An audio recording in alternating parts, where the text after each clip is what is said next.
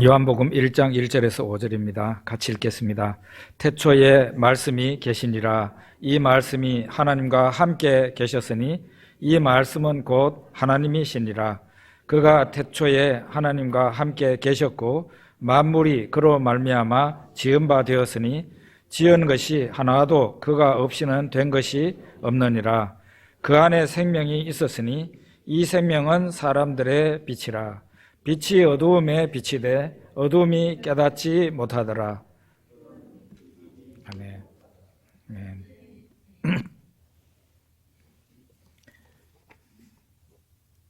예전에 한번 말씀드린 적이 있었습니다. 제 대학 시절에, 불신자 시절에 우리 반에 한 녀석이 저한테 그렇게 전도를 했어요. 제가 그 친구를 좀 낙담하게 만들어서 전도를 안 하게 할까, 전도를 못 하게 할까 한번 해봤는데 그게 잘 안 될 정도로 아주 예수 냄새 팍팍 풍기는 그런 친구가 우리 반에 있었어요. 저한테 항상 전도를 했어요. 전도할 때 이 친구가 하나님을 믿으라 했다가 예수님을 믿으라 했다가 자꾸 바뀌는 거예요. 그래서 제가 나중에 듣다가 그 친구한테 물었어요.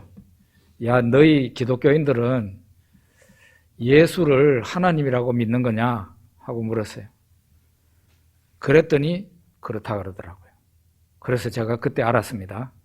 아, 예수쟁이들은 예수를 하나님으로 믿고 있는 사람들이구나. 실제 맞습니다. 성경이 그렇게 얘기를 하고 있고요. 개신교 그렇게 믿고 있고 또 천주교, 가톨릭도 예수가 하나님이시라는 것을 믿습니다. 그런 점에 있어서는 동일한 것이에요.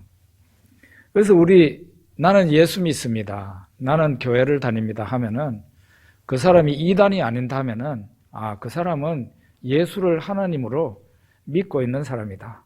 그렇게 우리가 인정할 수가 있는 겁니다.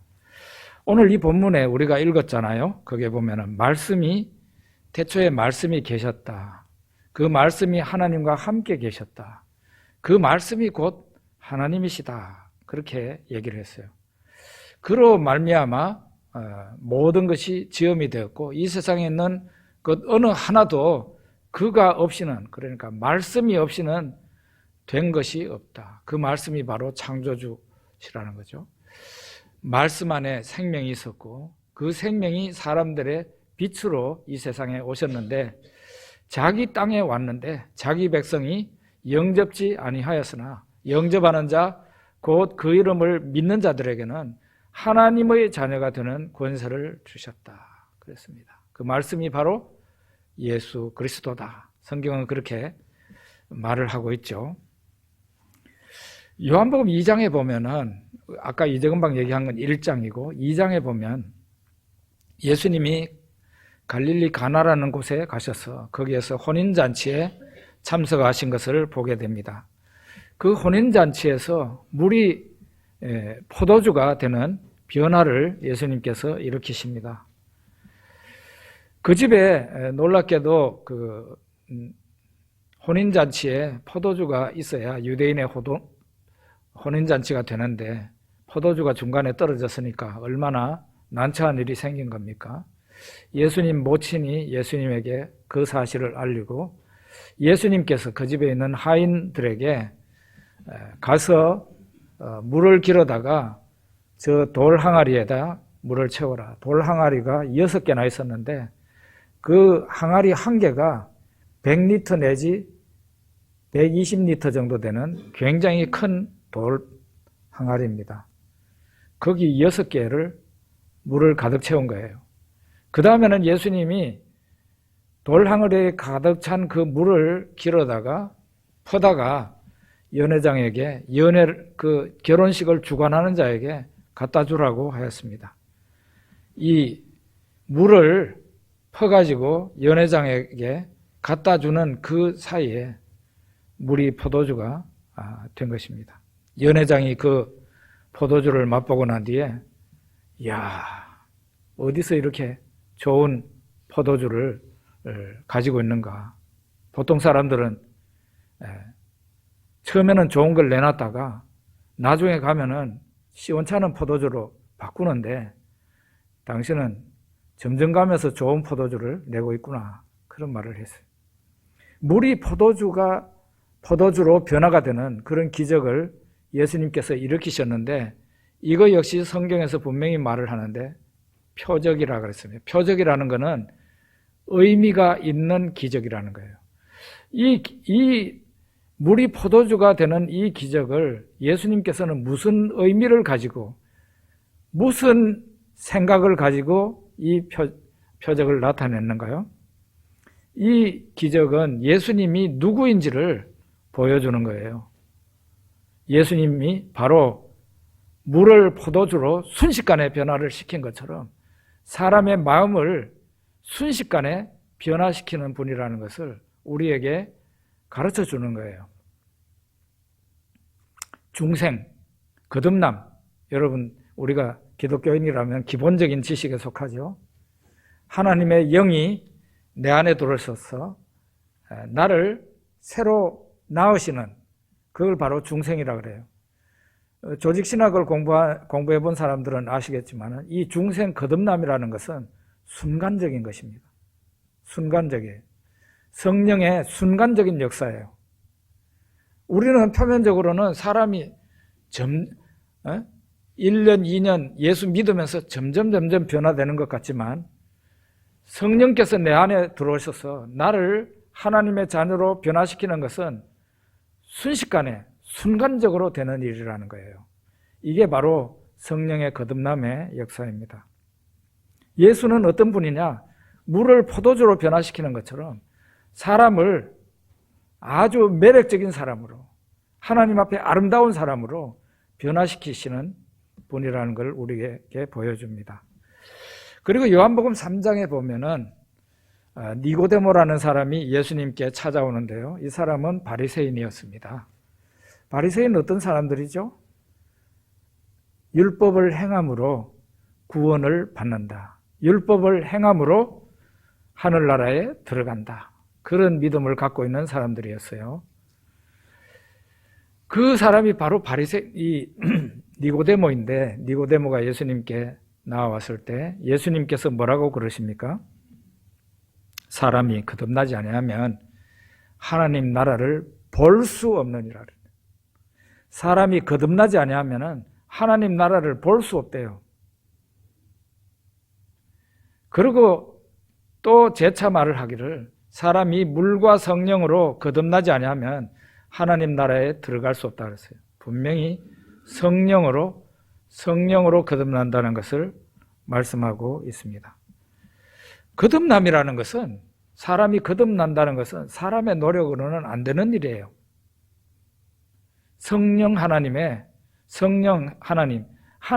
영이 사람에게 역사하실 때 사람이 거듭나는 것이지, 이게 하늘에서 오는 것이지 사람이 만들어내는 게 거듭남이 아니라는 거예요.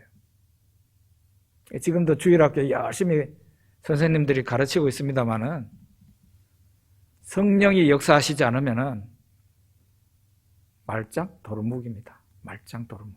꽝입니다. 제가 나름대로 설교 준비를 해서 여러분 앞에 섰습니다만은 하나님의 성령이 역사하시지 않으면은 제 설교는 그냥 제 고생하는 걸로 끝나요. 여러분들한테는 아무 은혜도 안 될 거고 생명이 나타나질 않아요. 성령이 하시는 일이에요. 니고데모가 생전 처음 이런 말을 예수님에게서 들었어요. 그런데 이것은 아주 기본적인 것입니다. 사람이 어떻게 하늘나라로 간다고요? 성령으로 거듭남으로써 간다고요. 그러니까 선행이라는 것은 하늘나라에 들어가는데 아무런 보탬이 되지 않아요. 선행이라는 것은 예수 믿어서 하나님의 자녀가 된 사람이 선행을 해야 되는 건 맞지만 내가 하나님의 자녀가 되기 위해서 선행을 한다? 그거는 말이 안 되는 말이에요. 성경적으로 틀리는 말이에요. 요한복음 4장에서는 예수님이 수가성에서 우물가에서 예수님이 한 여인을 만납니다. 그 여인에게 물을 좀 달라 해서 물을 받아 마시고 난 뒤에 예수님이 그 물을 예수님에게 준 그 여인에게 예수님이 물에 대해서 얘기를 합니다. 이 물을 마시는 자마다 다시 목마르려니와 내가 주는 물을 먹는 자는 영원히 목마르지 아니하리라. 예수님이 이런 말씀하세요. 예수님이 주시는 물은 이 우물물하고 차원이 다른 물이라는 거예요. 이 물은 영원히 목마르지 않는 물이라 그랬어요. 누가 이런 말을 할 수 있습니까? 오직 하나님만이 할 수 있는 말이에요. 예수님이 그런 말씀하셨어요. 여러분 구약 성경 아시죠? 신약 성경 아시죠? 수많은 선지자들이 등장합니다. 수많은 믿음의 사람, 경건한 사람들이 등장합니다. 그 어떤 사람이 내가 너에게 영원히 목마르지 않는 물을 준다고 그럴 수 있습니까? 아무도 그런 말 한 사람이 없어요. 사람은 할 수 없는 말이에요. 예수님이 이 세상에 오신 하나님이시기 때문에 임마누엘의 하나님이시기 때문에 예수님이 이런 말씀을 하신 거예요. 예수님이 주시는 물을 마시는 사람은 영원히 목마르지 않는다 그랬어요. 그리고 요한복음 7장에는 또 같은 종류의 말씀을 하시는데 7장 37절 38절에 보면 누구든지 목마르거든 내게로 와서 마시라. 나를 믿는 자는 성경의 이름과 같이 그 배에서 생수의 강이 흘러나리라 그랬어요. 그리고 거기 해설이 나옵니다. 요한복음 7장 38절에 이는 그를 그러니까 예수를 믿는 자들이 받을 성령을 가르쳐 말씀하신 겁니다. 그런데 관로로 되어 있어요. 예수께서 아직 영광을 받지 않으셨으므로 성령이 아직 그들에게 계시지 아니하시니라 그랬어요. 예수님이 이 말씀을 하실 때는 아직은 영광을 받지 않으셨기 때문에 성령이 사람들에게 계시지 않았다. 그렇게 말을 하고 있습니다. 목마른 사람들 예수님께로 오라 그랬어요. 예수님께서 그 목마름을 해결해 준다 그랬어요. 하나님으로서만 할 수 있는 말이에요. 그 목마름을 해결하는 게 바로 성령인데 예수 그리스도를 믿는 사람, 그런 사람에게는 그 배에서 놀랍게도 성령의 강이 흘러나오게 한다는 거죠. 흘러나오게. 이야, 참. 성령이 그 사람한테 들어간다고 말을 하지 않고 성령이 그 사람 안에서 흘러나오게 한다. 어마어마한 폭포수와 같은 은혜의 성령이 그 예수 믿는 사람의 마음 속에서 그 영혼 속에서 밖으로 흘러나온다는 거예요. 이거를 누구가 한다고요? 예수님이 그렇게 하신다 그랬어요. 무엇으로? 성령으로. 그런데 성령이 아직 그들에게 계시지 않았다. 왜? 예수님이 아직 영광을 받지 않으셨기 때문에. 이 성경 다음에 당연히 예수님은 영광을 받으시게 됩니다.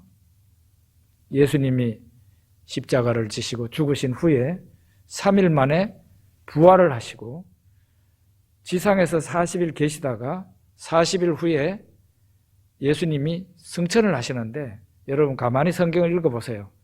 성경 한 군데도 예수님이 제 발로 하늘로 올라갔다고 말을 하지 않아요.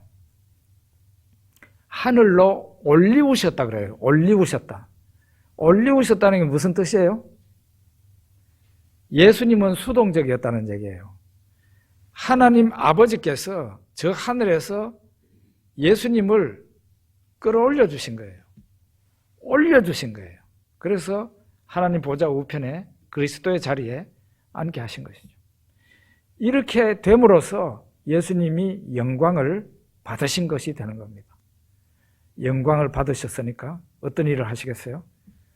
성령의 역사를 예수님께서 일으키시게 되는 겁니다. 요한복음 11장에 보면 예수님이 죽은 나사로를 살리신 이야기가 나옵니다. 예수님에게 어느 날 급보가 왔어요. 당신이 사랑하는 나사로가 병들어 죽어가고 있습니다. 어서 오십시오. 그런 급보가 왔어요. 예수님이 이 말을 전해 듣고 거기에 있는 제자들에게, 같이 있는 제자들에게 하는 말이, 이 병은 죽을 병이 아니다.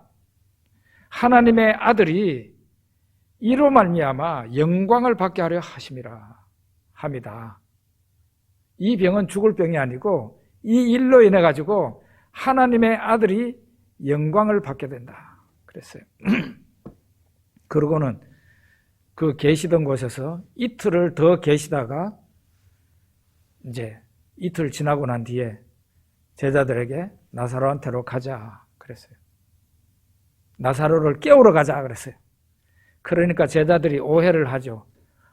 한숨 푹 잤으면은 그 병이 낫겠습니다. 제자들이 그렇게 말을 하니까 예수님께서 아니라 죽었느니라. 아니라 죽었다. 그러고는 이제 나사로가 살았던 곳으로 갑니다. 갔더니 이미 죽은 지 나흘, 4일이 지났습니다. 4일. 이미 장례식 다 끝났고 나사로의 시체는 무덤 속에 들어가 있었습니다. 예수님이 이제 마르다하고 같이, 나사로의 동생 마르다와 같이 무덤으로 갑니다. 무덤에 그 돌을 치우라 그랬어요. 그러니까 마르다가 하는 말이 죽은 지 나흘이나 되어서 시체에서 냄새가 납니다 하고 말을 했어요. 그때 예수님이 뭐라고 그러는지 아십니까? 믿으면 영광을 보리라 하지 않았느냐? 믿으면 영광을 보리라 하지 않았느냐? 내가 너에게 그렇게 말을 했는데 라고 말해요. 그리고 이제 사람들이 무덤 문을 막고 있는 돌을 치웁니다. 예수님이 그 무덤을 향해서 외쳤습니다. 나사로야 나오너라 하고 외쳤습니다. 그랬더니 나사로가 그 몸이 동여진 채로 예수님 앞으로 나왔다 그랬어요. 우리나라는 장례 습관이 그렇잖아요. 죽은 사람에게 이렇게 옷을 입히잖아요. 막 겹겹이 옷을 입힙니다. 그렇게 하는데 유대인들의 장례, 그 다음에 이집트 사람들의 저 지역의 장례는 우리같이 그렇게 하는 게 아닙니다.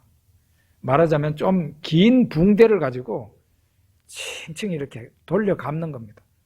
사람 머리에서부터 발 있는 데까지 이렇게 감는 거예요. 그렇게 감겨가지고 있다고 생각해 봅시다. 여러분 중에 누구 한 사람을 갖다가 지금 여기에 실험적으로 큰 붕대를 가지고 감으면은 그 사람 어떻게 되겠습니까? 그 사람 움직이지 못합니다. 자유가 없어집니다. 그렇게 죽은 사람의 시체에 엄청난 그 향품, 방부제를 넣고 그 다음에 시체를 그렇게 긴 그 붕대처럼 생긴 천을 가지고 돌려서 감는 거예요. 그 상태로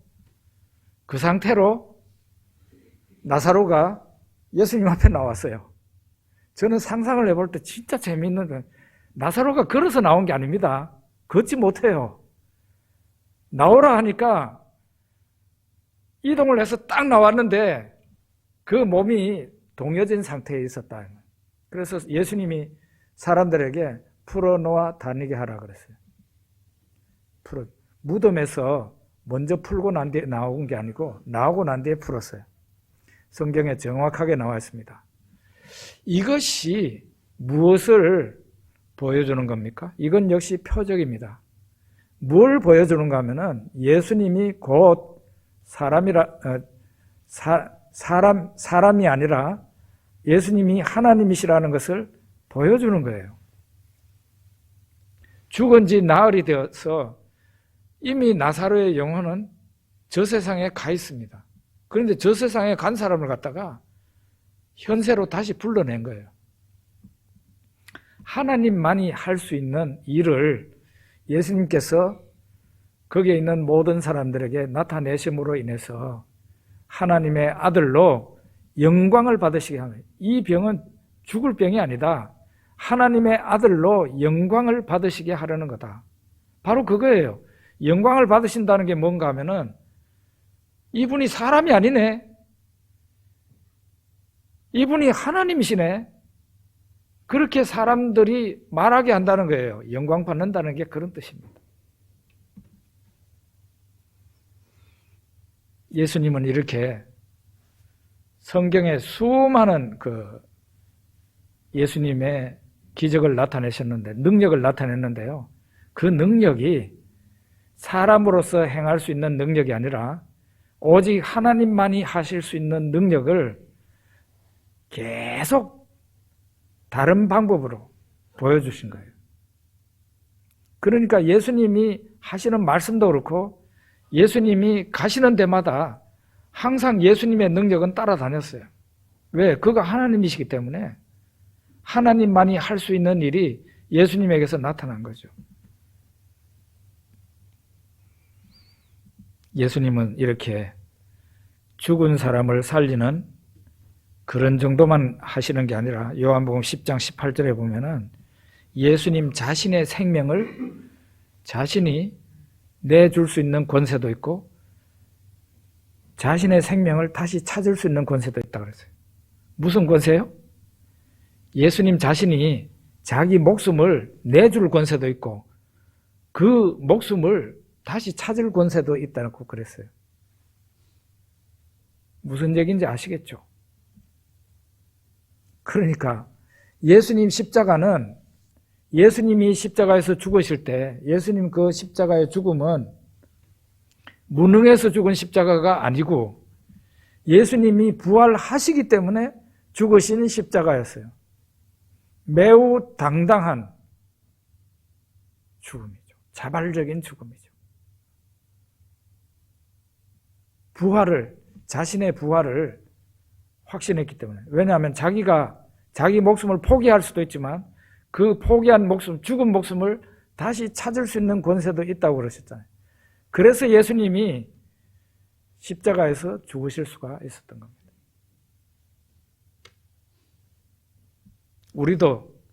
우리는 뭐 그런 사람은 아니죠. 우리는 죽을 수 있는 권세도 없고 그 죽은 목숨을 내 목숨을 다시 찾아낼 수 있는 권세도 나한테는 없는 거예요.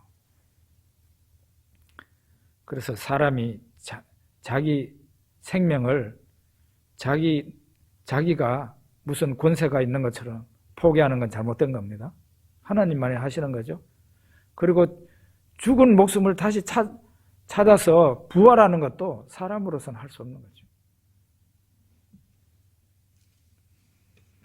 이렇게 말씀하신 예수님이 십자가에서 죽으시고 부활하셔서 요한복음 20장 21절 22절에 보면 부활하신 예수님이 제자들에게 찾아오셨습니다. 제자들은 예수님이 십자가에서 죽고 난 뒤에 한 집에 모여 있었어요.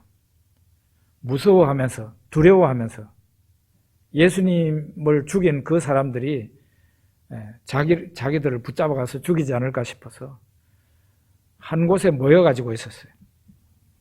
그런데 그 모여있는 곳에 예수님이 나타나셨어요. 너희에게 평강이 있을지어다. 아버지께서 나를 보내신 것 같이 나도 너희를 보내노라 하셨어요. 이 말씀을 하시고 제자들을 향하여 숨을 내쉬면서 제자들을 향해서 숨을 내쉬면서 이런 말씀하셨어요. 성령을 받으라. 이랬어요. 성령을 받으라. 드디어 예수님께서 부활하심으로 인해 가지고 성령을 보내시는 분이 된 거죠. 성령을 사람들에게 부으시는 분이 된 거예요. 예수님이 십자가에서 죽으시기 전, 부활하시기 전에는 이렇게 하시지 않았어요. 부활하시고 난 후에 성령을 내보내신 분. 그래서 우리가 받는 성령은요, 아버지 하나님께로부터 오고 예수님께로부터 옵니다. 그래서 성령을 아버지의 영이라 그러고 예수의 영이라 그래요. 성령을. 예수님이 성령을 내보내시는 분이 된 거예요. 사도행전 1장에 예수님이 드디어 이제 승천을 하시게 되는데, 승천하시기 전에 제자들에게 말씀하십니다. 너희는 예루살렘을 떠나지 말고 아버지의 약속하신 것을 기다리라. 요한은 물로 세례를 베풀었으나 너희는 몇 날이 못되어 성령으로 세례를 받으리라 그랬어요. 그리고는 이제 드디어 깜짝 놀랄 만한 날이 도래했습니다. 사도행전 2장에 보면 오순절 날이었어요. 120명의 사람들, 예수님 제자 120명의 사람들이 모여서 있는 그 자리에 어마어마한 대사건이 일어나게 됩니다. 성령께서 거기에 모여있는 120명의 사람들에게 내려오셨는데 성령이 폭포수와 같은 어마어마한 능력으로 임하셨어요. 하늘로부터 소리 같은 게 있었어요. 하늘로부터 급하고 강한 바람 같은 소리라 그랬던, 바람 같은 소리. 바람 소리가 아니고 바람 같은 소리. 바람은 안 불었어요. 그런데 성령이 임하실 때 바람 같은 소리, 급하고 강한 바람 같은 소리가 샥 하고 임했다는 거예요. 그리고 사람들의 눈에 보이는 게 있었는데 모인 사람들 위에 한 사람 한 사람 위에 불의 혀 같은 것이 임해서 있었다. 불이 임했다고 말을 하지 않아요. 성경은 불의 혀 같은 것이라고 말합니다. 바람 같은 소리, 불의 혀 같은 것이 각 사람 위에 이글거리고 있었다는 거죠.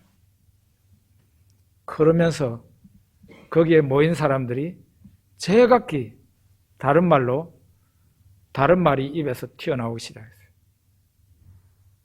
사람들이 하는 말이 다 달라.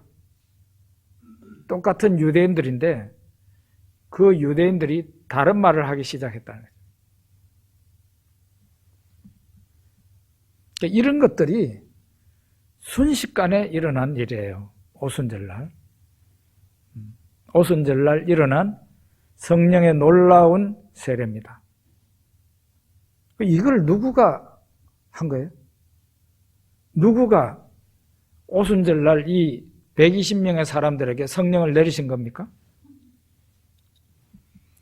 사도행전 2장 33절에 보면 예수님이 하신 걸로 돼 있어요. 하나님이 오른손으로 예수를 높이셨어요. 그러니까 예수님이 하나님 아버지께로부터 하나님 아버지께서 약속하신 성령이 있어요. 그것을 아버지 하나님께로부터 받아가지고 너희가 보고 듣는 이것을 부어주셨느니라 그랬어요. 베드로가 설교를 하면서 당신들이 지금 보고 있는 이 놀라운 현상, 이것은 예수님이 하신 것인데 하나님 아버지께서 약속했던 것을 예수님한테 주니까 예수님이 받아서 너희 보고 듣는 이것을 부어주셨느니라 그랬어요. 그러니까 오순절의 성령의 역사하심은 누구의 작품이에요? 예수님. 예수님이 일으키신 일이라는 거예요.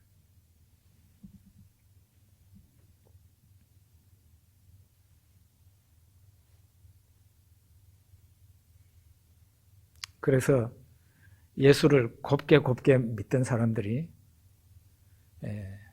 종종은 성령의 놀라운 그 은혜를 받을 때가 있습니다.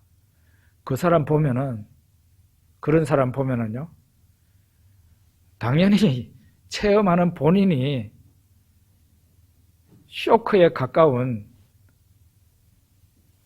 엄청난 충격을 받게 돼요. 본인이. 그리고 그 사람을 보는 사람도 충격을 받아요. 뭐 저런 일이 있는가. 어떤 사람은요, 성령께서 그 사람에게 확 이렇게 역사하실 때 막 나무가 확 유동치듯이 쳐요. 어마어마한 일이, 이게 뭐라고 말로 다 할 수가 없어요. 그러면서 어떤 사람은 방언을 받습니다. 방언은 자기가 한 번도 해보지 못했던 언어예요. 그게 입에서 나와요. 그게 예수님이 하시는 일이라니까요. 성경에 그렇게 말하고 있잖아요. 그리고 사도행전 3장, 우리 여기 현수막에 있는 말씀인데요. 사도행전 3장에 있었던 그 성전 미문에서 일어났던 놀라운 기적. 한 사람이 거기에서 늘 구걸하고 있었는데 그 구걸하는 사람은 나이가 한 40살쯤 된 사람이었어요. 그 사람은 태어나가지고 한 번도 일어나 보지 못한 사람이에요. 항상 주저앉아 있는 사람. 그러니까 그는 구걸할 수밖에 없는 거죠. 구걸하는 그 자리에도 자기가 걸어서 오는 게 아니라 다른 사람이 업어서 와가지고 그 자리에 놔줘야 되는 거예요. 구걸하고 난 뒤에는 또 집으로 갈 때 또 누군가는 가족이 업어서 가야 되는 그런 사람이었어요. 그 사람은 유명인사예요. 왜? 성전에 들어가는 여러 가지 문 가운데 한 문인 그 미문에서 구걸했던 사람이라. 거기 성전에, 예루살렘 성전에 오는 사람은 그 사람을 다 아는 거죠. 또 구걸하는 그한테 돈을 준 경험도 있을 거고. 이 사람이 앉아서 구걸하는데 베드로와 요한이 지나갑니다. 그 사람이 다른 사람에게 하듯이 구걸을 했어요. 베드로와 요한에게. 그랬더니 베드로와 요한이 그 사람에게 이런 말을 합니다. 우리를 주목하여 보라 그랬어요. 그러니까 뭔가 싶어가지고 이렇게 얼굴을 쳐다보니까 은과 금은 내게 없지만 나에게 있는 것으로 당신한테 줍니다. 나사렛 예수 그리스도의 이름으로 일어나 걸으십시오 하니까 이 사람이 그러면서 오른손을 이렇게 잡아 일으켰다 그랬어요. 그러니까 이 사람 발과 발목에 힘을 얻고 팍 일어났어요. 그러면서 걷기도 하면서 뛰기도 하면서 막 하나님을 막 찬송하고 이런 일이 일어났어요. 그날에 그 사람이 은혜 받은 주인공이 되고 그 광경을 본 그 예루살렘에 와 있는 사람들이 5,000명 이상이나 예수를 믿고 세례받는 일이 일어났어요. 사도행전 3장 보시라니까요. 여러분에게 예수님은 어떤 분입니까? 예수는 죽었다가 부활하셨습니까? 여러분 그렇게 믿어요? 성경에는 예수님이 이 세상 모든 만물을 다 지으셨다고 했는데 그런 예수님으로 믿어요? 그러면 예수님이 여러분도 지으신 분이네. 그죠? 그러면은 여러분을 예수님이 지으셨으니까 여러분 몸의 부속품 하나는 쉽게 고치시겠네? 저 예수 처음 믿을 때 그렇게 믿었습니다. 내 몸에 암이 걸렸지만 세상적으로는 고칠 수 없는 병이고 그래서 제가 절단 수술까지 한 사람이지만 내 몸을 지으신 분이 하나님이라면 그 당시에도 하나님을 믿는 건 아니에요. 논리적인 결과로 제가 이런 생각, 내 몸을 지으신 분이 하나님이라면 그러면은 내 몸에 뭐 부속품 하나는 쉽게 고치겠네. 그렇게 생각이 되더라고요. 믿었다는 게 아니라 그러면서 제가 그거를 기도를 했죠. 부속품 하나는 참 우습게 고치시는 예수님이에요.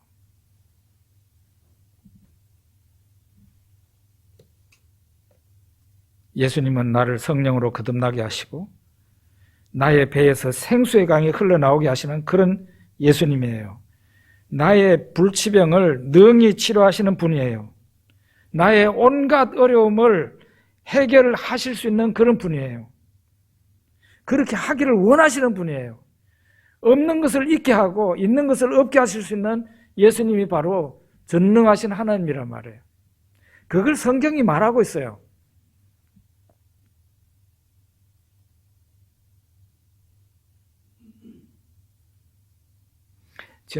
지난 주 중에 그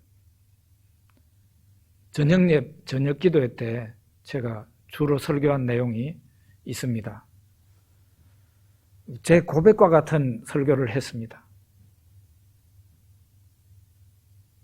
목회를 하면서 너무 힘든다는 생각을 했어요, 제가.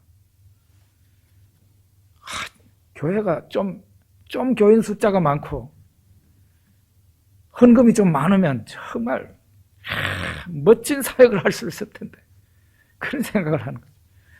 진짜 원 없이 멋있는 목회를 할 텐데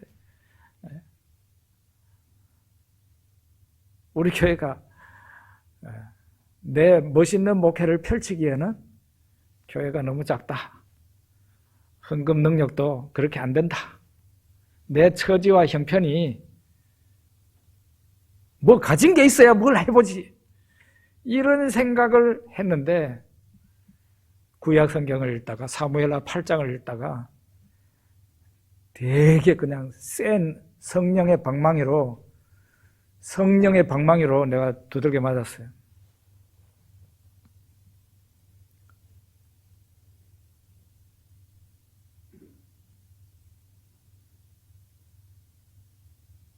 성경을 보십시오. 구약 성경부터 신약 성경까지. 가지고 있는 사람한테 역사하시는 하나님이십니까? 능력 있는 사람을 쓰시는 하나님이세요? 총명한 사람을 쓰시는 하나님이십니까? 물론 그런 경우도 있겠지만 성경에서 보여주시는 그 내용은 아무것도 모세가 가진 거라고는 마른 지팡이 한 개밖에 없는 사람인데 그 모세를 통해서 수백만 명이 되는 그 하나님의 백성을 애굽에서 이끌어냅니다. 뭐 가진 게 뭐가 있어요? 아무것도 없죠. 기드온의 300용사. 원래는 싸우려고 많이 나오긴 나왔는데 그것도 많다 그랬어요. 하나님이. 돌려보내라 하는 건 나중에 추린 사람이 300명밖에 안 돼. 그 300명을 가지고 미디안의 그 메뚜기 떼의 중다함과 같은 그 많은 사람을 어떻게 상대해서 이겨요? 싸우려고 나온 사람들 다 해도 모자라는데. 그런데 300명만 남기고 나머지는 다 집으로 돌아가고 난 뒤에 이제는 됐다. 너희 나가서 싸워라. 하나님께서 이기게 해주신 거예요. 그것도 무기도 안 들고 말이죠. 한쪽에는 횃불을 들고 한쪽에는 항아리를 들고 칼은 어디 있어요? 없어요. 그렇게 나가가지고 기드온과 300용사가 미디안과 싸워서 이겼습니다. 뭐 가진 것이 없어서 일을 못한다고요? 이거는 절대로 성경적인 믿음이 아니에요. 내가 가진 것이 없기 때문에 하나님이 통쾌하게 일할 수 있는 거예요. 내 몸이 병들었기 때문에 힘도 쓰지 못하는 사람이기 때문에 하나님이 이 약한 사람을 통해서 하나님의 살아계심을 보여주실 수 있는 거예요. 발상의 전환이 필요해요. 저는 사무엘하 8장에 있는 말씀을 받고 난 뒤에 요즘 이 마음이 잔치하는 것 같아요. 얼마나 기분이 좋은지. 저는 범사에 지금 감사하고 있어요. 모든 일에 감사해요. 내가 힘이 없는 것도 감사, 교인이 너무 적은 것도 감사, 헌금이 적게 나오는 것도 감사. 뭘 좀 해보려고 그래도 뭐 가진 게 있어야지. 그런데 그게 하나님이 영광을 받으실 수 있는, 예수님이 일할 수 있는 절호의 기회인 거예요. 그러니까 감사한 거죠. 오늘 이 본문을 통해서 예수님이 우리에게 말씀하시는 것은 그는 하나님이시고 그는 우리를 위해서 창조주이시기 때문에 무엇이든지 다 할 수 있는 예수님이시다. 우리에게 보여주고 있는 겁니다. 그래서 우리는 내가 물질을 많이 가지지 않았다. 내가 남들처럼 건강이 좋지 못하다. 내가 뭐 또 세상에서 많이 배우지 못했다. 뭐 이런 핑계 저런 핑계 많이 될 수 있겠지만 그거는 말도 안 되는 거예요. 하나님은 똑똑한 사람, 많이 가지고 있는 사람, 능력을 가지고 있는 사람, 그런 사람 안 쓰고 왜 안 쓰는가 하면 그런 사람에게 하나님이 능력을 나타내봤자 지 잘난 줄만 알 거 아니에요. 하나님 가진 것 없는 사람, 세상에 무지한 사람, 무명한 사람을 들어서 하나님의 살아계심을 보이시고 예수님이 그런 사람을 통해서 예수님의 능력을 보이시는 겁니다. 새해에 여러분이나 저나 이제 더 이상 나는 많이 가진 것이 없어서 내한테 뭐가 없어서 하나님의 일을 못한다는 그런 생각을 하지 말고 내가 아무것도 없기 때문에 하나님이 나를 통해서 능력을 나타내실 수 있다는 것을 믿어야 되겠습니다. 기도하겠습니다.